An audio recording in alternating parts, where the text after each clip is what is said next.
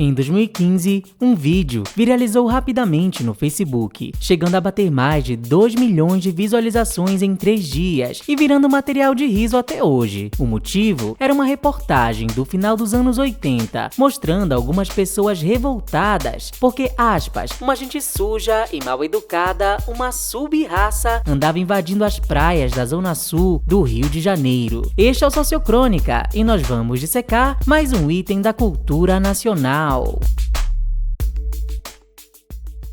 Faltando meia hora para meia-noite, do dia 2 de agosto de 1989, estreou na televisão brasileira um programa ousado e polêmico. Tinha violência, nudez, LGBTs, temas controversos e falava de um submundo até então ignorado por 2 décadas por um Brasil recém-saído da ditadura. Era o Documento Especial da Rede Manchete, apresentado pelo ator Roberto Maia. Criado e produzido pelo jornalista Nelson Roineff, esse programa não só entraria para a história do Brasil como premiado e importante, como documento especial, bateria recordes de audiência e seria o primeiro a mostrar um país hipócrita, injusto e bastante problemático. Para se ter noção, logo em sua primeira fase, entre 89 e 92, falou de lésbicas em Muito Feminina, de gordofobia em Vida de Gordo, e também foi o primeiro programa a denunciar a Igreja Universal, ou seja, mostrou aquilo que a ditadura tinha escondido desde 1967, com o Ato Institucional número 4.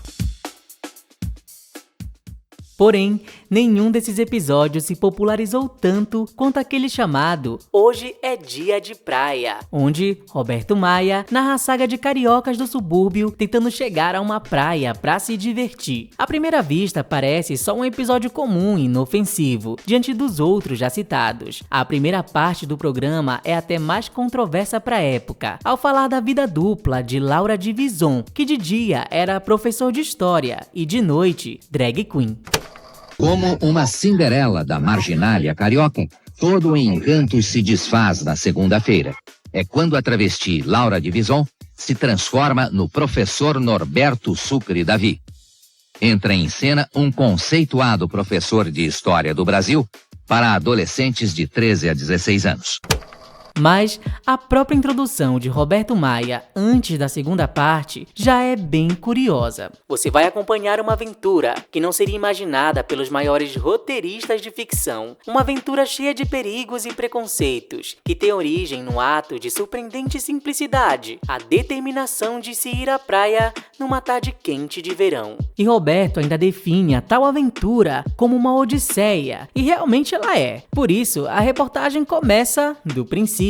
Mostra como para fazer um mero passeio, o povo do subúrbio precisa pegar mais de um transporte, num trajeto sufocante e mortal por horas. E quando falamos mortal, é literal, já que a reportagem exibe um homem morto dentro de um ônibus após ele reagir a um assalto. Essa meio que era a marca do programa, mostrar um cadáver resultado de alguma atividade extrema. Tanto que no episódio Surf Ferroviário, esse mesmo recurso gráfico foi utilizado para chocar.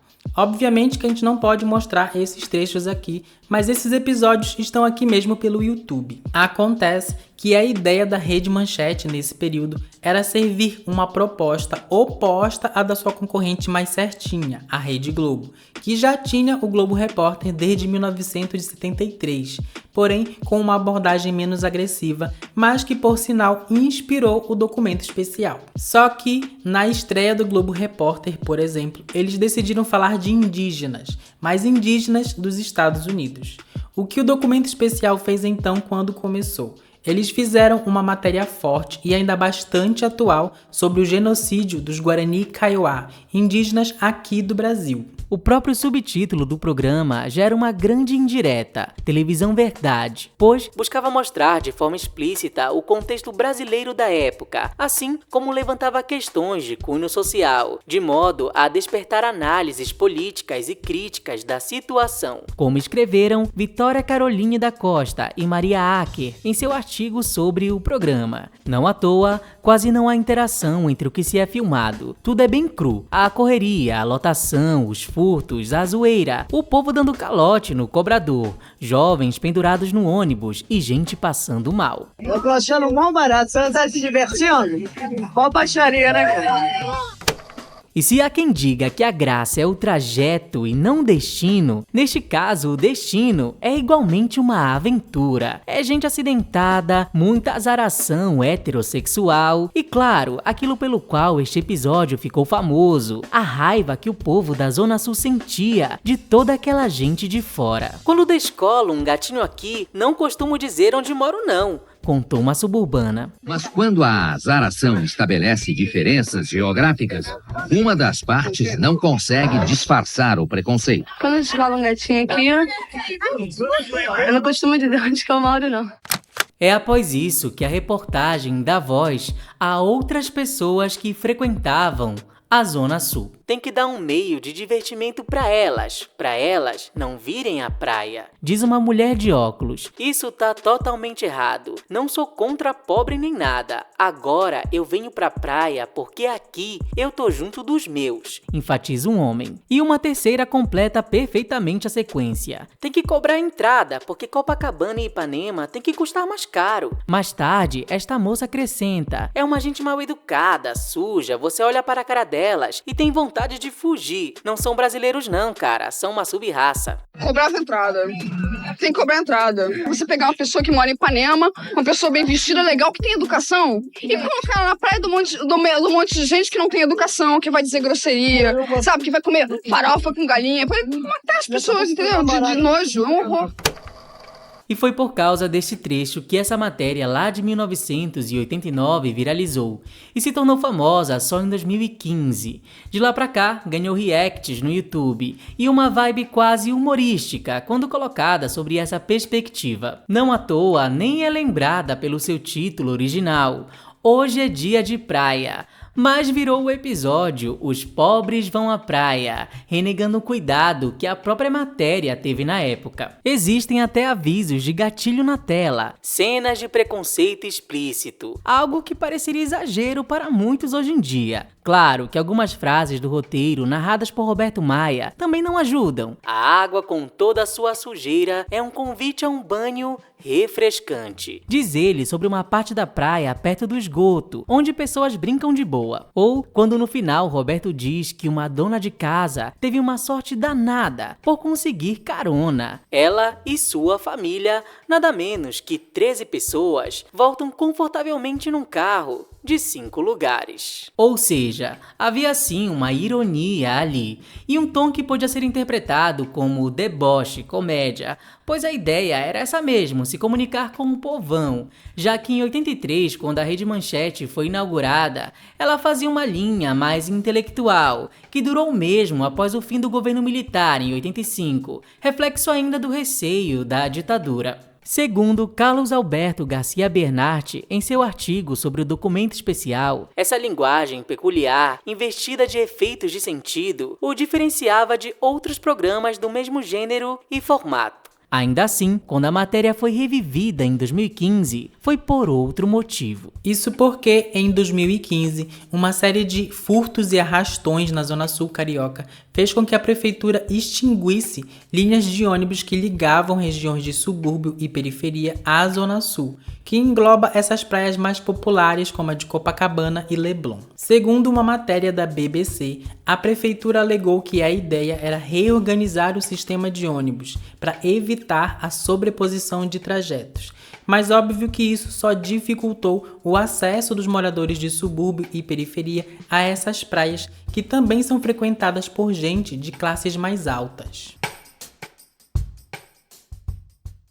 Hey sócios, uma pausa aqui rapidinho para você deixar seu like e para dizer que se você gosta do canal e deseja manter o Sociocrônica na ativa, a partir de R$5 você já pode nos ajudar através da nossa campanha de financiamento coletivo no Apoia-se. Confiram lá pelos links na descrição ou pelo QR Code na tela. Obrigado pela atenção, agora vamos lá. A ideia do coletivo Mariachi em seu perfil no Facebook, ao relembrar a matéria do documento especial, era traçar um paralelo sobre aquela denúncia de 89 e como em 2015 as coisas se repetiam. Isso porque no especial de 89 é bem evidente o quanto certos moradores tinham essa vontade de bloquear o acesso do povo que não morava naquelas regiões de custo alto. Eu acho que deveria ser uma área demarcada, chega a dizer uma entrevistada em 89. Mas eu achava que devia ser demarcado, né?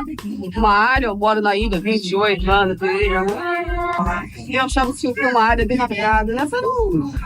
Sim, a gata sugeriu literalmente um apartheid, e não, a ideia não é um exagero, como escreveu a Ana Carolina Ferreira em março de 2024, numa matéria intitulada Verão do Apartheid. No verão, se aquecem os debates sobre o direito à cidade. Forças de segurança agem para impedir que pessoas pobres e periféricas cheguem às praias, com a alegação de que são potenciais criminosos. Basta lembrar como a praia de Copacabana, na verdade, só nasceu após a criação do Copacabana Palace, um hotel feito para atender gente rica e da aristocracia, como a gente contou num vídeo só sobre a história desse hotel.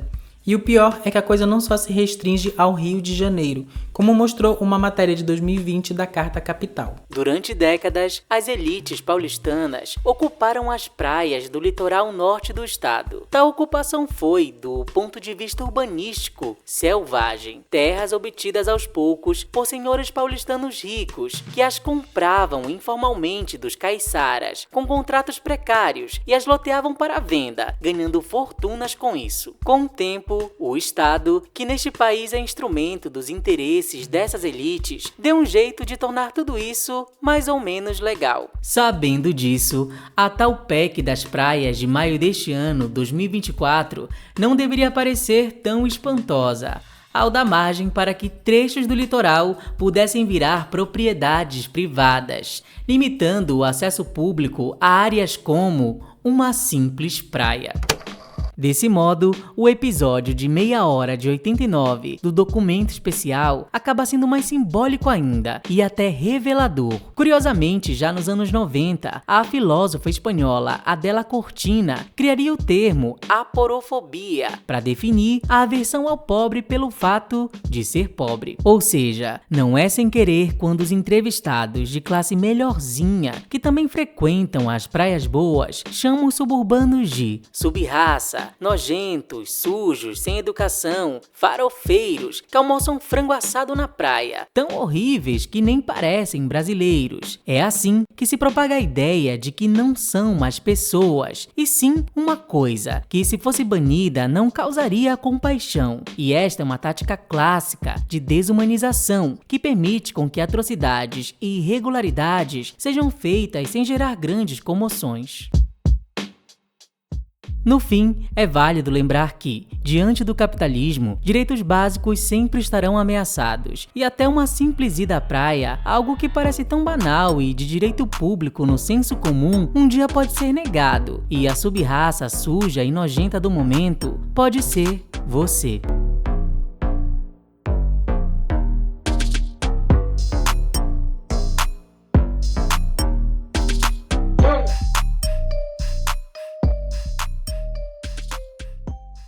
Oi, sócios! Obrigado se você chegou até aqui, e acho que vale ressaltar que a menina que aparece no vídeo falando essas coisas mais pesadas, ela depois disse que não pensa mais desse jeito, então acho que vale, até onde a gente pesquisou, ela falou que tinha mudado de pensamento, ela até entendeu a problemática por trás de tudo que ela falou na época, então fica aí essa curiosidade. E acho que também é válido lembrar que a gente sempre olha para trás, para a televisão brasileira, e sempre pensa que a televisão brasileira era num surto nos anos 80 e nos anos 90, mas acho que isso é uma consequência, é um resultado da ditadura, que muita gente não lembra ou talvez não saiba que a televisão brasileira ela era uma arma da ditadura, então realmente só podia passar na televisão coisas que falavam bem do Brasil ou eram a favor do regime militar. Então a gente usou muito, por exemplo, a matéria do Lucas Rangel, vai ficar aqui na descrição, onde ele analisa o documento especial em cima de todo esse contexto da ditadura. Então, caso você se interesse, vai ficar aqui na descrição para você entender melhor. Então, por isso que esses programas de pós-ditadura, quando eles perderam meio que esse medo, lá desse receio da censura, eles realmente mostravam corpos, mortos, cadáveres. No próprio episódio mesmo aqui que a gente fez, do documento especial, tem um homem que mostra a bunda, que mostra o pinto, tem mulher de peito de fora. Se você quiser ver, obviamente, tá tudo aqui pelo YouTube, é só pesquisar. Mas a gente vai deixar alguns links na descrição aqui também para ficar mais fácil. E é isso aí, sócios. Assim como a maquiagem é para todos, a praia é de todo mundo. Então, se não sabe o que comentar e quer fortalecer e ajudar os sócios para entregar esse vídeo, comenta aí pra gente, a praia é de todo mundo. Não esqueçam de deixar o like e também de compartilhar esse conteúdo com outras pessoas. E caso queira contribuir com o canal, temos o Apoia-se, temos o Seja Membro, temos o nosso Pixi, temos também o botão Valeu, caso queira contribuir também com qualquer valor. Já fica aí a dica.